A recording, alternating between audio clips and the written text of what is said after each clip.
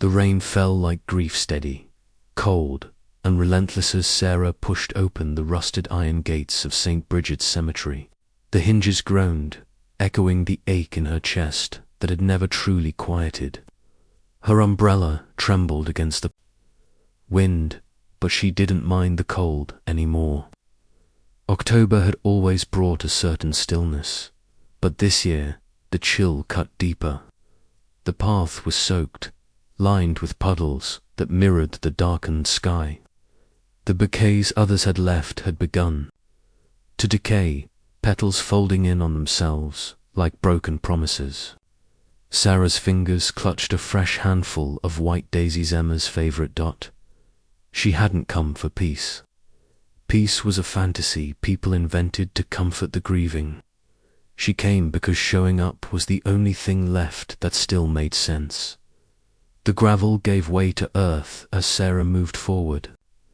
Her boots sank half an inch with each step, a slow, dragging rhythm that felt like walking through memory. The bouquet in her hand grew heavier the closer she got to the row where her daughter's grave rested. Each footfall echoed the dull, persistent weight she had carried since the day the sirens wailed outside her house. A mother wasn't supposed to outlive her child. And yet, here she was, again trudging forward, not out of hope, but out of obligation to the love that never stopped hurting. At first, she thought it was a fallen tree branch, or maybe a pile of leaves caught by the wind. But as she neared the familiar headstone, her steps faltered. A dark shape sprawled across. The damp grass motionless, massive. She blinked, heart catching in her throat. It wasn't debris, a dog. A large German shepherd lay atop the grave like a stone statue, covered in mud and matted fur, its chest barely rising with shallow breaths. Sarah gasped, stumbling back. Her eyes darted around. No leash, no collar, no sign of an owner. Why was it here? Why there on Emma's grave? A strange, gut-deep panic twisted through her, and beneath it, something else, a flicker of awe or fear. The shepherd didn't growl, didn't bark. It simply watched. Its eyes were a rich amber, strangely lucid despite the grime on its fur. They weren't the eyes of a stray. They were ... aware, as if it had been expected of her, as if it had been waiting. Sarah's breath caught as their gazes locked. She should have turned around, should have called animal control or shouted to scare it off, but something stopped her. The dog wasn't threatening. It wasn't guarding the grave with aggression. It was lying there with stillness, solemn, almost reverent, like it belonged, like it knew this ground was sacred to someone, to her. A rush of wind flung rain into her face, but she didn't move. She couldn't. The daisies trembled in her grasp, droplets sliding down their delicate stems. Her knuckles had turned white from gripping too tightly. The dog hadn't moved, not even a twitch, yet her pulse raced as if she was standing in front of something ancient, something unknowable. What was this? Why now? Why here? Tears welled in her eyes, not from fear, but from something she didn't yet have words for. The kind of ache that comes when grief meets wonder. This was their place. Hers and Emma's. It had always been quiet, sacred. The one place left where Sarah could still speak aloud without feeling insane. But now it was invaded, changed. She scanned the area again, half expecting someone to step out from the mist, claim the dog, explain it all away. But no one came. There was only the rain, the tombstones, and the strange sentinel lying atop her child's resting place, like a guardian or a ghost. And Sarah didn't know which one scared her more. In those 5 months, Sarah had rebuilt her days around a single ritual: morning coffee, midday grief, Afternoon Silence by Emma's grave. It was the only thread that held her life together since the accident, and the divorce that followed in its shadow. No one came with her. No one asked how she was anymore. Only this place is remembered. The silence was no longer empty. There was something alive in it, now breathing, watching, feeling. The kind of silence that doesn't echo but listens. Sarah stood motionless, the dog's eyes still holding hers. For the first time in months, her grief wasn't screaming into a void. Someone or something was listening back. The wind stirred dry leaves across the gravestones as Sarah found herself standing once again at Lily's resting place. It had been just over a week since she first saw the German Shepherd, lying silently at the foot of her daughter's grave, a lone sentinel in a place meant for the forgotten. "Ma'am," came a gravelly voice from behind. She turned to see the cemetery's old groundskeeper, a wiry man with deep lines etched into his face and eyes that held too many memories. "You've seen him too, haven't you?" he said, nodding. Toward the dog, Sarah nodded cautiously. "He's here every day." The man rubbed the back of his neck, glancing around as if the wind carried secrets.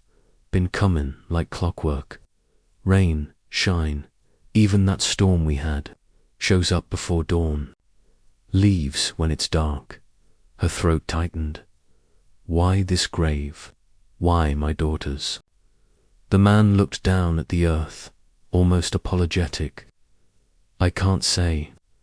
But I've worked this land for 30 years, and I've never seen loyalty like that. That dog. He's not just passing through, he's waiting for something." By the end of that week, the whispers had already begun to crawl through the small town like ivy on brick. At the local diner, coffee mugs clinked as patrons murmured tales that twisted reality into legend. "They say he's a spirit," one elderly woman claimed, "come back to protect a child from the other side." "I heard he belonged to the girl in that grave," another said. "Got hit by a truck the day after she died. Came back from the dead, they say." At the post office, even the mailman joked nervously, "He doesn't blink. I swear I saw him sitting there through a lightning strike. Didn't flinch." And all the while, Sarah listened, her grief sharpened by the growing weight of stories too unreal to believe, somehow too precise to ignore. Sarah didn't know what to believe. Logic told her the dog was just that, a dog, abandoned or lost, maybe drawn by the scent of flowers or the quiet of the cemetery. But when she returned each morning and saw him there again, unmoved and watchful, a part of her stirred in a way that frightened her. She'd always believed grief was something you survived, not something that could be shared. Yet watching that dog, silent and solemn, made her wonder, was it grief in his eyes, or something else, devotion, regret? She felt her unease melt into something gentler, curiosity maybe, or the aching hope that she wasn't as alone in this. Sorrow, as she thought. On the fourth morning, Sarah came with a peace-offering chicken, wrapped in foil, still warm. She knelt beside the dog, placing it gently beside him. "You must be starving," she whispered. He didn't move. His eyes never left Lily's gravestone. Hours passed. The food grew cold. A pair of crows landed, then flew away untouched. By evening, it was clear he hadn't eaten a single bite. It wasn't hunger that anchored him there. It was something deeper, something unshakable. Sarah picked up the foil and sat back, her heart heavy with confusion, and a strange, growing respect after that. Sarah stopped trying to lure him away. Instead, she simply sat beside him, day after day. Beneath clouds or sun, They remained like statues in the garden of sorrow, her with her folded hands and glassy eyes, him with his fixed gaze and breath so still it barely stirred the grass. She began to talk, softly at first, telling him things she couldn't say to anyone else about Lily's laugh, the emptiness in the house, the guilt that gnawed at her. Ribs. The dog never looked at her, never barked, never moved, but somehow, in the quiet presence of this grieving creature, Sarah's own pain became bearable. It was as if two broken things had found each other in the dark. One afternoon, the rain came gently, like the sky was weeping with them. Sarah didn't leave. Neither did he. She reached out slowly, almost afraid to break whatever sacred stillness lay between them. Her fingertips brushed his damp fur. For a second, he remained still. Then, with the smallest shift, he leaned into her hand and exhaled. It wasn't just a sit, was a release, a soft, trembling surrender that cracked something open inside her. She didn't pull away, neither did he. They sat like that in the rain, two souls bound by sorrow, finally touching through the storm. That sigh, it echoed in Sarah's chest long after the rain stopped. She couldn't explain it. It wasn't just an animal response. It felt intentional, like the dog had been holding in a grief he could no longer carry alone. The next morning, she came with no food, no offerings, just questions. "Who are you?" she whispered. "Why her grave?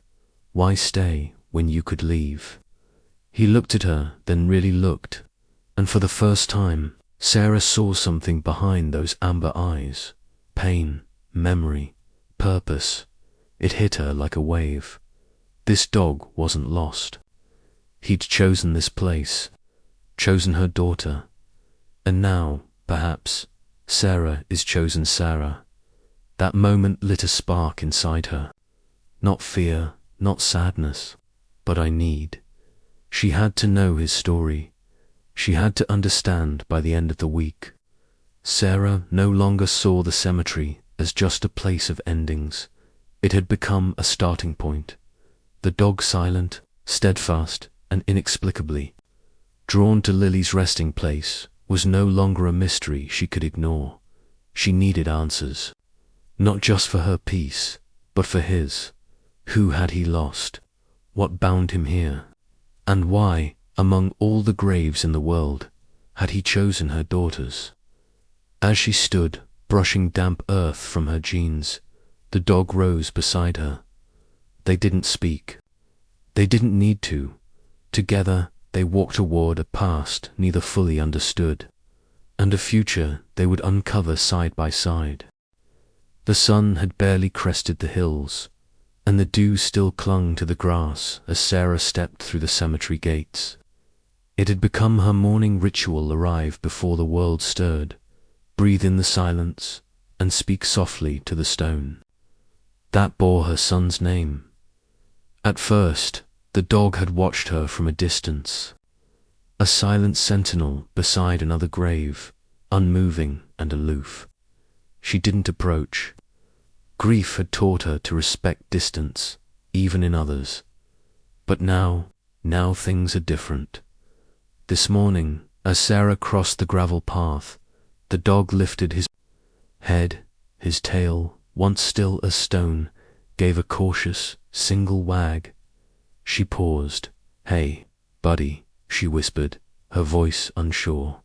He didn't move closer, but he didn't look away. For 10 minutes, they sat in silence, her on the bench beside her son, him at his usual post. But that tail kept wagging, soft and slow, as if acknowledging something fragile forming between them. That morning, Sarah cried a little less. That morning, she wasn't entirely alone. Naming something is an act of claiming, of seeing. Sarah never meant to get that close. But grief has a way of needing company even if it comes with 4 legs and haunted eyes. He's always in the shadows.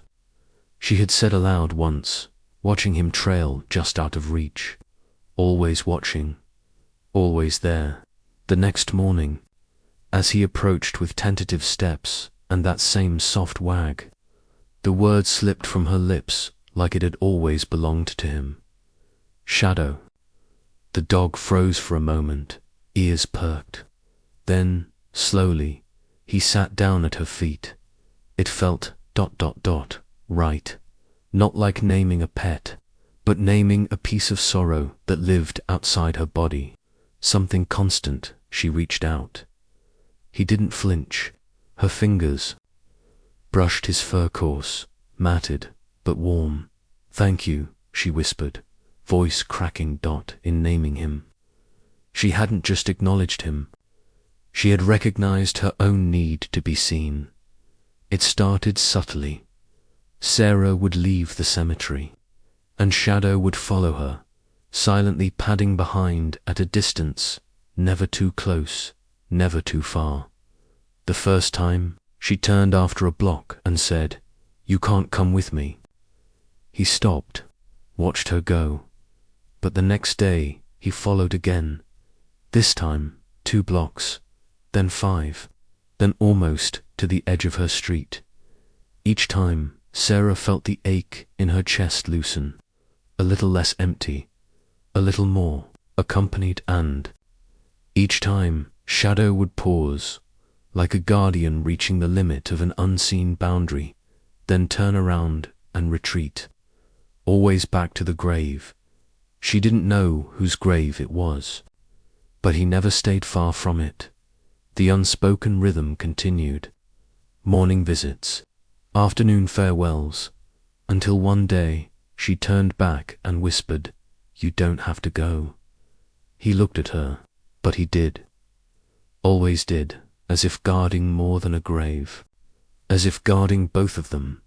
Curiosity tugged at Sarah's heart, and she knew she had to know more. She visited the local vet, describing the dog that lived at the cemetery. To her surprise, the vet's face softened with instant recognition. "That's the shepherd from Maplewood." The story was simple but devastating. A fire had torn through a small home during winter. The father made it out. The mother didn't. Inside, the firefighters found something that haunted even the most seasoned among them. A dog curled around a baby's crib, fur singed, paws burned but alive. He hadn't saved the child, but he never left his side.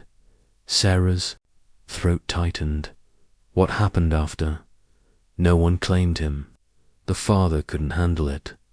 The dog kept escaping shelters, always ended up back at the cemetery. We think the baby was buried there. That night, Sarah sat beside Shadow, under a cloud-heavy sky. She placed a hand on his back, and for the first time, he leaned into her touch. "I lost a child too," she murmured. He didn't move, just listened to souls. One pain bound by ashes, bound by love that outlived everything. It was in his eyes that looked half alert, half empty, like he was still listening for cries that would never come. Sarah knew it, knew that soundless ache too well. She had tried therapy, pills, support groups, but none of it reached the ache under her ribs, the part that remembered lullabies and tiny socks and that last hospital beep. Now, sitting beside Shadow as the wind stirred fallen leaves around them, she whispered, "You know what it's like to lose the heartbeat you lived for." He placed his head on her knee. No sound, no sudden movement, just presence. She didn't cry this time. She just closed her eyes and let silence say the things no one else could understand. Grief had made them invisible to the world, but somehow they had found each other, not to fix the pain, but to share it. Healing wasn't linear. Sarah learned that the hard way, even as Shadow began to trust her. His trauma clung to his movements like shadows in moonlight. A slammed door would send him retreating into corners, eyes wide, trembling. Loud noises made him whimper, curl in on himself. Sometimes even her footsteps on hardwood made him flinch. He hated closed doors, would paw at them frantically. Breathe too fast. Sarah started keeping doors open, leaving nightlights on, speaking gently, moving slower.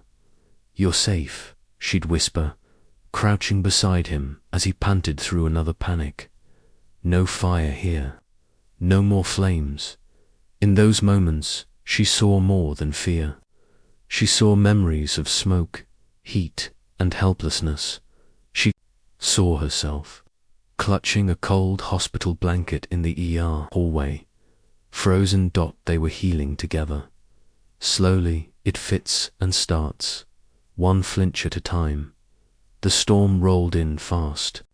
Thunder cracked like old bones. Rain lashed against windows. Sarah sat curled on her couch, hugging a blanket, when a soft scratching echoed from the front door. She paused, held her breath. Another scratch. Opening the door, she gasped.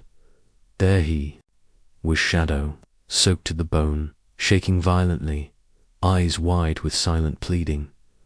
For the first time, he had come to her, not as a follower, but as someone seeking refuge. She dropped to her knees. "Oh, baby, come in, please." Shadow hesitated, then stepped inside, tail low, ears back. She dried him with a towel, speaking soft, soothing nonsense. He didn't flinch, didn't retreat. That night, they sat together on the floor. The lights flickered, thunder rumbling. But in her presence, he slowly relaxed, laid his head on her lap. That storm wasn't just weather. It was a turning point, for the first time. His refuge wasn't a grave. It was her, that night. Shadow didn't leave. He paced for a bit, sniffing corners of her quiet home, and finally settled right at the foot of her bed. Sarah watched from her pillow, heart tight, unsure if she should move, breathe, or speak. But when she whispered, "Good night, boy," his ears twitched, and he let out a sigh that sounded like surrender, for the first time since her son's death. Someone else shared her sleep, not to fill the silence, but to hold it together. Weeks passed, and things teeny, almost invisible things began to shift. Sarah found herself waking up before the alarm. She started writing again, first a sentence, then a paragraph. She walked with Shadow every evening, their paces sinking. Sometimes they'd sit by the lake in silence. Sometimes she'd speak and he'd just listen. She smiled at a stranger in the grocery store, laughed. Once, when Shadow chased a squirrel and slipped on wet grass, grief hadn't left her, but it no longer owned her, and through it all, Shadow stayed close, still guarding, still healing, two broken hearts beating steadier together. A storm cloud of tension fills the air as Sarah stands at the front door, hand gripping the worn brass handle. Before her, the figure of a stranger looms large, his eyes dark with intent, his stance aggressive. "He's mine, give him back." The man demands, his voice cold and heavy with authority. Behind him, a truck idles in the dirt, its engine rumbling like an ominous warning. Sarah's heart skips a beat. Shadow, her loyal companion, rests by her side, sensing the hostility, but not understanding it. She straightens, her fingers trembling slightly, her mind racing. "He's not yours," she replies, her voice a whisper, but filled with unwavering defiance. The stranger's eyes narrow, a smirk curling at the edge of his lips. "He's a trained guard dog. He belongs to me. You've got no right to keep him." The words hit Sarah like a slap. Her stomach twists with dread. She stands firm. But the weight of his presence and the threat in his voice unsettle her. As the man's voice grows louder, a subtle change overtakes Shadow. The once vibrant energy in his eyes dulls, replaced with fear something Sarah has never seen before. His tail drops, and his body stiffens. He takes a step back, then another, his ears flattening against his head. Sarah reaches out instinctively, her hand brushing against his fur, but he pulls away, backing into the corner, his eyes wide with panic, as though he's seen a ghost. The connection between them feels fragile in this moment, stretched thin by a sudden, unexplainable dread. The man's voice cuts through the thick silence like a knife. The dog's been through more than you'll ever understand. Sarah's pulse quickens as the fear in Shadow's eyes deepens. She knows something is terribly wrong. Shadow's history, something he's never shared, is starting to unravel. Before her eyes, the stranger's gaze hardens, and his lips curl into a twisted smile. He fought for me, once he'll do it again, he sneers, stepping closer to Shadow, who instinctively recoils further. Sarah feels the ground beneath her tremble, with the force of those words. Fought. She can't reconcile this violent image with the gentle creature she's come to know. Shadow, who had protected her daughter's memory, who had healed her broken heart, could never be a part of such brutality. No, Sarah whispers, shaking her head, her heart racing. You're wrong. He's not that dog anymore. He's mine. Her voice cracks as she speaks, the weight of the stranger's accusation pulling her into a deep, unspoken dread. The days following the man's appearance are heavy with whispers.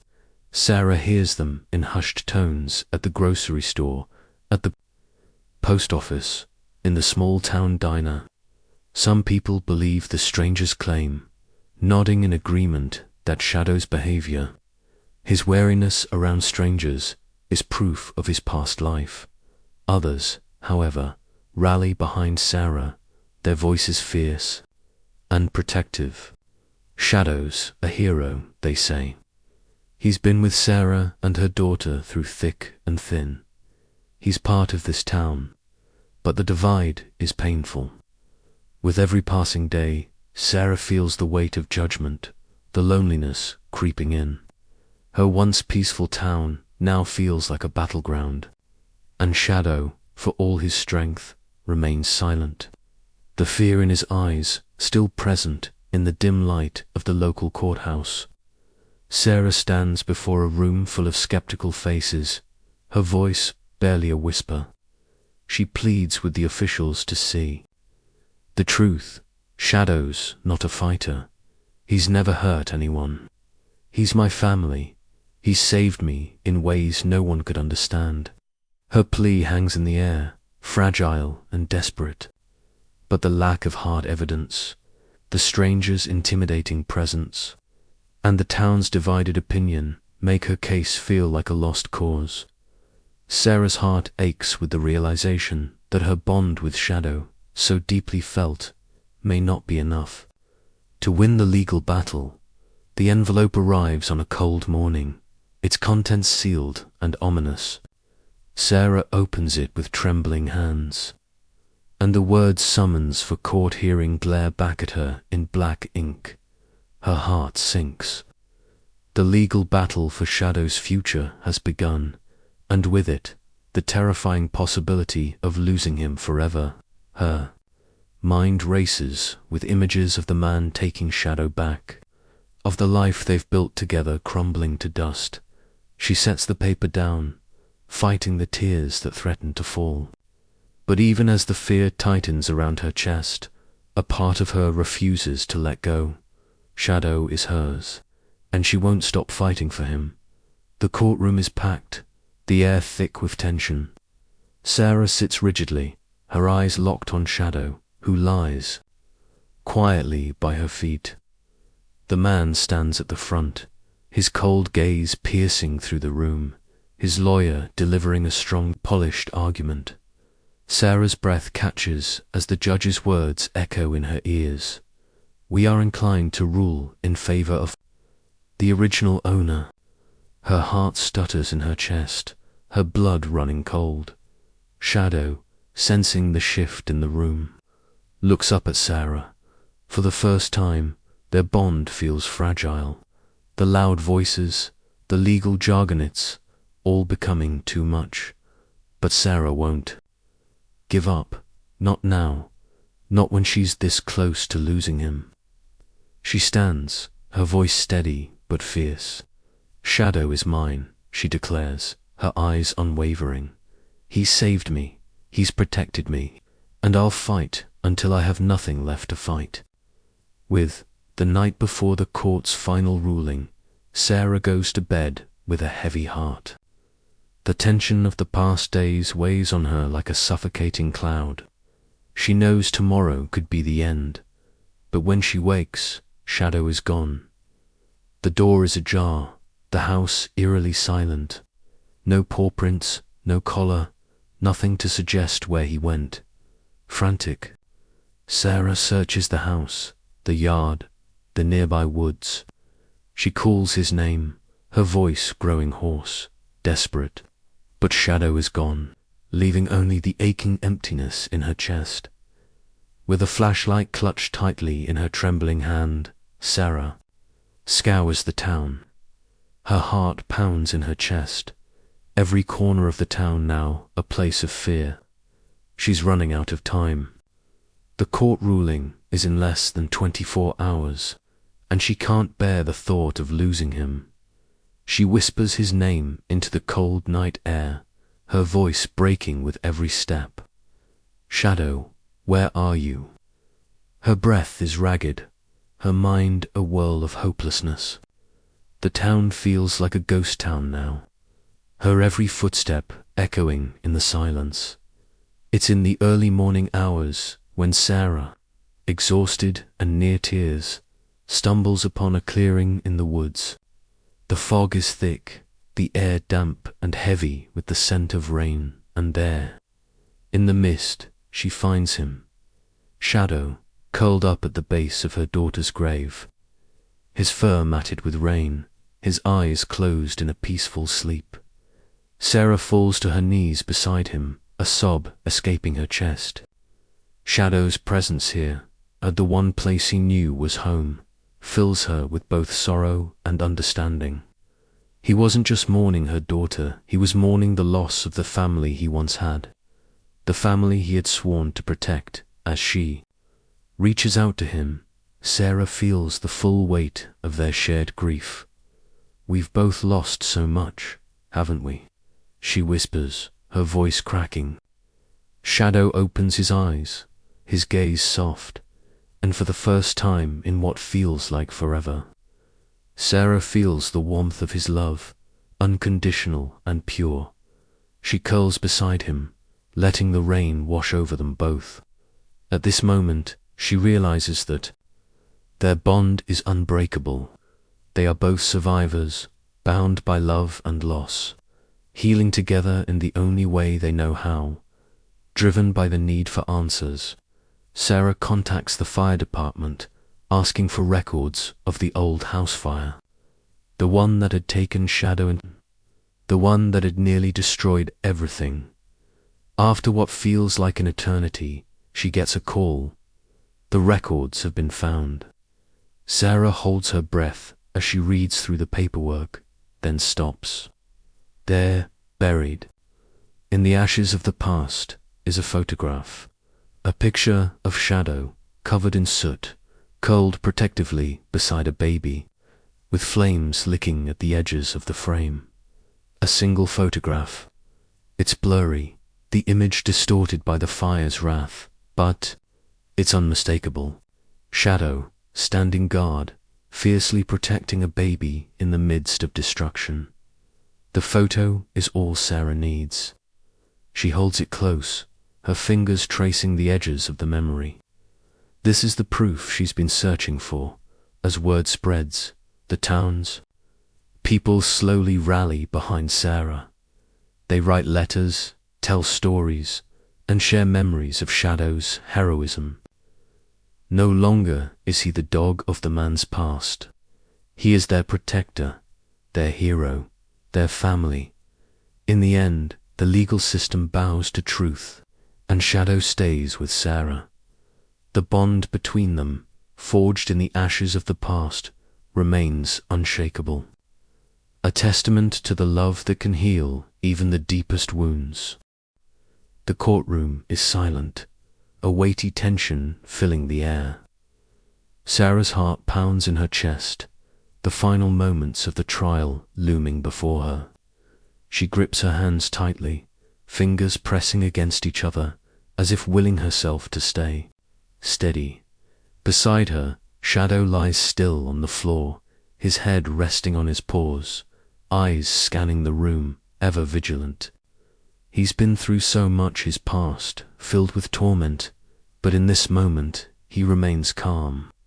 Sarah breathes in deeply, the quietness amplifying her nerves.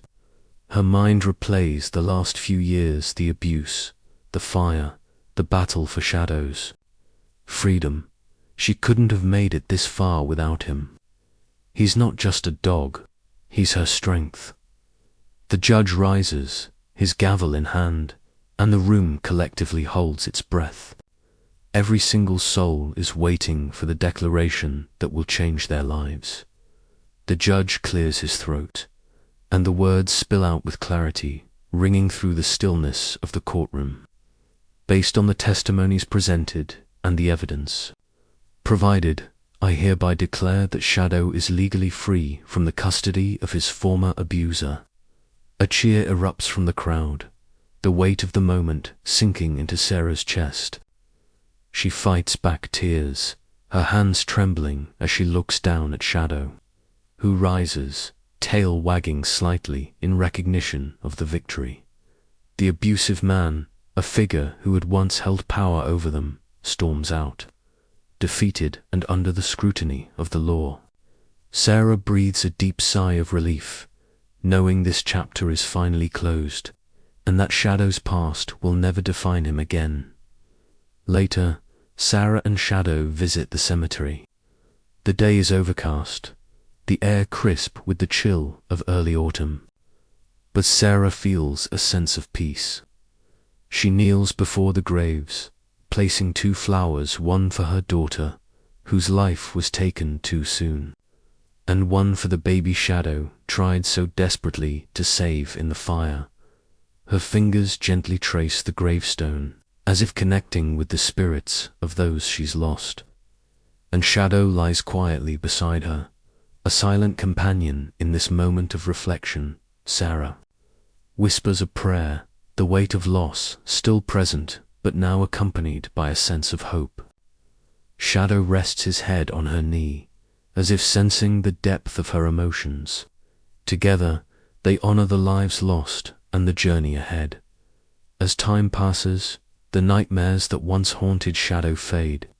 No longer does he wake in the middle of the night, trembling and whimpering as if trapped in the darkness of his past. Now, he sleeps peacefully, curled up beside Sarah, his soft breathing a quiet reassurance that he feels safe at last. Sarah lies awake some nights, watching him with gratitude. In her heart, the bond between them has only deepened, his trust in humanity slowly restored, piece by piece, as they heal together. Every gentle touch, every calm moment, has chipped away at the trauma. Shadow is no longer just a survivor. He's thriving, moved. By their journey, Sarah begins volunteering at the local grief center, using Shadow's story to help others navigate the pain of loss. She shares their experiences, the devastation of that fire, the struggle for Shadow's freedom, and the healing that came from simply being together. At the grief center, Sarah finds her voice. She speaks with raw emotion, describing how Shadow's unwavering loyalty became her anchor, and how the connection between them helped mend both of their broken hearts. Her words resonate with others, offering them hope and shadow. Ever the loyal companion lies at her feet during each session. His presence a silent yet powerful symbol of recovery. One sunny afternoon at the park, a little girl runs toward Shadow, with wide eyes and an outstretched hand. Sarah watches nervously, unsure of how Shadow will respond. His past had taught him to be wary, to keep his distance from strangers. But today, something is different. Shadow stays still, his tail wagging gently, a soft sign of trust. The little girl kneels beside him, wrapping her arms around his neck. In a tight hug, for the first time in a long while, Shadow doesn't flinch. He leans into her embrace, a quiet acceptance in his eyes. Sarah smiles, her heart swelling with pride. It's a moment that feels like everything has come full circle, the final test of trust. Shadow, the dog who had once been broken, now embraces. Love without hesitation. As the little girl walks away, Shadow watches her for a moment, his tail still wagging. Before turning back to Sarah, the bond between them is deeper than ever. He's no longer just the broken animal she saved. He's her partner, her protector, and her source of unwavering comfort. Sarah crouches down beside him, brushing her fingers through his fur. "You're safe now," she whispers, her voice trembling slightly with emotion. "We both are." Shadow looks up at her, his eyes filled with a quiet understanding. Together, they've faced the worst of the world, and, together, they've found healing. The journey has been hard, but they've come out the other side stronger, and now they'll face whatever comes next together. The sun was setting, casting a warm, golden glow across the living room. Sarah sat by the window, the empty leash resting in her hands. She had once held it with tears in her eyes, a symbol of all she had lost. But today it felt different. No longer a reminder of her grief, it was a symbol of everything she had gained. Shadow was no longer just the dog that saved her. He was her anchor, her companion, and in this moment, she realized just how far they had come together. Their journey, from pain to healing, was written in every step they had taken side by side. Transition. It wasn't just the absence of sorrow that filled her heart, it was the presence of something deeper, something unspoken but understood. Sarah closed her eyes for a moment, the memories of that first night she brought Shadow home flooding her mind. He had been broken, scared, and alone like her. They had both been carrying the weight of loss, and in some strange, unexplainable way, their pain had bound them. But as time passed, it wasn't the pain that kept them together, it was the quiet love they had grown to share. Shadow had become her rock, and she his safe haven. Together, they had built a life that was rooted in healing. Transition. It was this love that had slowly stitched their hearts back together, one act of kindness at a time. Sarah had tried everything to heal: the therapy, the support groups, the medications, but nothing had truly worked until she had Shadowed by her side. It wasn't a doctor or a counselor that helped her find peace. It was the steady presence of a dog who understood her pain without a single word. The quiet way Shadow would sit with her, his head resting on her lap, his eyes filled with understanding, had become her therapy. She realized now that real healing didn't require talking about the pain, it required sharing it. Transition. Shadow had shown her that sometimes healing comes not from explaining the hurt, but from simply being present together. Sarah had often wondered what Shadow was thinking. He never barked in response to her emotions, never whined to express his feelings, but in the way he would look at her, with eyes that seemed to see deeper than words ever could, she knew he understood. There was no need for conversation when their connection ran so deep. Every silence they shared was filled with mutual respect, a bond forged from the pain they had both endured. Transition. In this quiet understanding, Sarah found comfort, her heart at peace, knowing they didn't need words to communicate.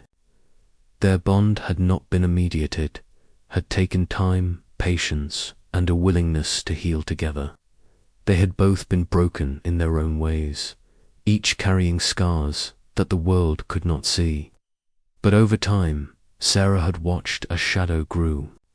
Stronger, his eyes no longer filled with fear, his body no longer trembling with uncertainty. And as he healed, so did she. Together, they had stitched the fragments of their broken hearts into something whole again. It was a slow process, but it was beautiful. Transition. What started as two lost souls finding each other had transformed into a partnership of love and resilience. A reminder that healing is not a race, is a journey.